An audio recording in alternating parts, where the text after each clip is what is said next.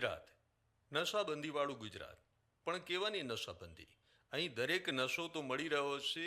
નશાબંધીના જે પણ નિયમો છે તેને નેમ મૂકવામાં આવી રહ્યા છે. અત્યાર સુધી બેફામ દારૂ તો મળતો જ હતો, હવે તો બેફામ ડ્રગ્સ પણ પકડાઈ રહ્યું છે અને ફરી એક વખત આવી જ રીતે કરોડોની કિંમતનું ડ્રગ્સ પોરબંદરના દરિયામાંથી ઝડપાયું છે. ગુજરાત એટીએસ અને એનસીબીએ સંયુક્ત ઓપરેશન હાથ ધરી પોરબંદરના દરિયામાંથી 700 કિલોથી વધુ આ ડ્રગ્સ કબજે કર્યું છે.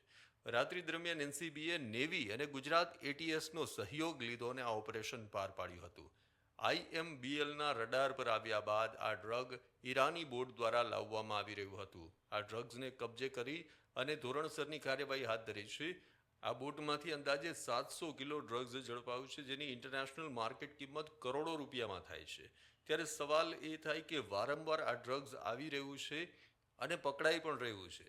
આ ડ્રગ્સ તો પોરબંદરના દરિયામાંથી પકડાઈ ગયું છે, પણ ઘણી વખત શહેરોમાંથી પણ ડ્રગ્સ ઝડપાતું હોય છે. ત્યારે કલ્પના કરી શકાય છે કે કેટલા મોટા પ્રમાણમાં ડ્રગ્સ અંદર ઘુસાડવામાં આવી રહ્યું છે, જે આપણા યુવા ધનને દિવસે ને દિવસે બરબાદ પણ કરી રહ્યું છે.